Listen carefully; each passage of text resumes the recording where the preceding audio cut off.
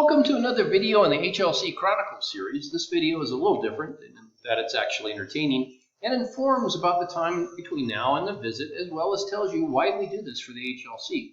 If after watching this video you want to see more, you can find quite a few more of these videos on the NMHU accreditation page, along with more information on the HLC.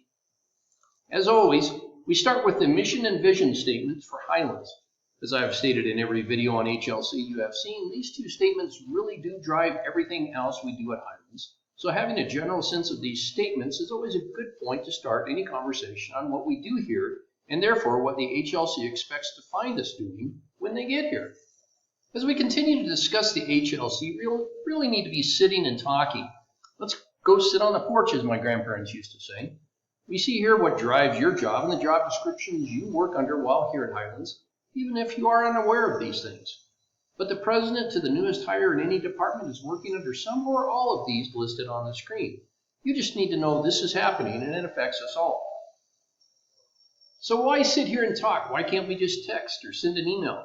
Well, of course we could, and we often do anyway, but looking into each other's eyes and seeing the nonverbal cues is, for me, a step or two above picking out that just right emoji or explaining in 2 minutes what 35 texts or email in a row cannot.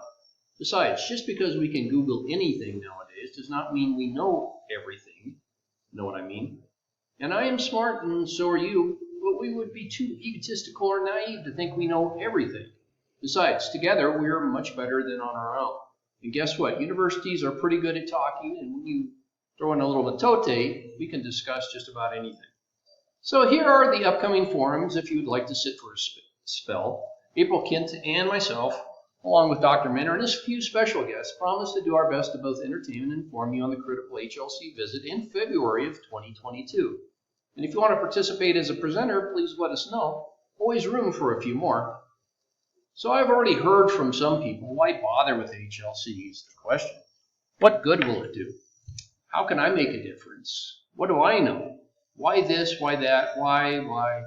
Well, a couple of points to be made very clear. One, we run the university, not the HLC. Two, the HLC is not always there, just at the end. Three, we make our own issues and problems by what we do or what we don't do. And four, while perfection is a goal, we cannot always be perfect. So why do we talk about the HLC? Let me explain. So if the HLC doesn't make us do some of these things, who does? Well, we do. We are in a university, and that's what we do. It's mostly what every other university from Harvard and Stanford State and UNM do. They do the same things in Hawaii, Florida, and at Luna. We get our own mission and vision and strategic plan with Regents approval. And the feds and the state provide some monies, and then the higher education department and the HLC provide oversight. Yes, but also advice on best practices that they see at other institutions. As I could not, nor could you, possibly work at or contact all other institutions asking them for advice, the HLC can help us, whether asked for or needed, by showing up occasionally and giving us a checkup, so to speak. But how does that help us if the HLC only stops in occasionally and then only to tell us what we're doing wrong and right, to be fair? Well, much like not waiting to take the car to the mechanic only when it stops running, or we hear a funny noise to only get it looked at, the HLC or the HED or even other institutions can advise us when we need to ask them for assistance.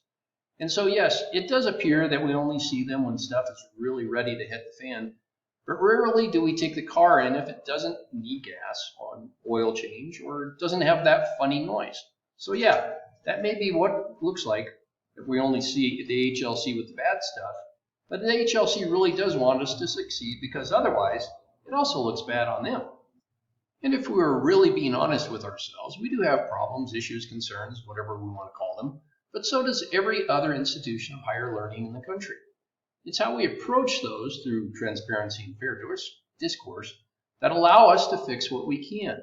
Also, maybe we, for whatever reason, do not recognize we have an issue. Fairly far-fetched, I will allow, but possible, especially if we have an unidentifiable issue. Someone has not told someone else who could be doing something about that issue. Problems are not fun, but most all can be fixed if we know about them and have time to work on a solution. So why try to fix all of our problems at Highlands, I've been asked, and not really flippantly either. Now, I, maybe like you, know that being perfect is not easy to do. We all make mistakes, have lapses, drop the birthday cake, run out of gas, and on and on. We do our best, and that is not to say we only do the minimum either, as we've been telling our students, kids, and maybe ourselves for years. We do as much as we can with what we have in resources, time, and money. But after saying all this, it does appear that what we're doing is mostly working for the HLC. So what gives? Well, again, to be crystal clear, we do not work for the HLC. We work for Highlands. What I do, what you do, is for Highlands. Las Vegas, our students, each other, and then the HLC checks what we're doing. That's it. That's really as deep as it gets with the HLC. We do our thing under our terms, and they check it, period. So I don't know about you, but knowing that I'm almost entirely in charge of my own destination, well, it sounds pretty good.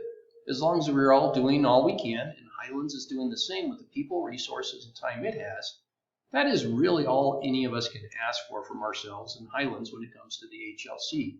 And if you want to get involved in the specifics, please do so. Everyone has a role in this because the results of the HLC visit affects us all.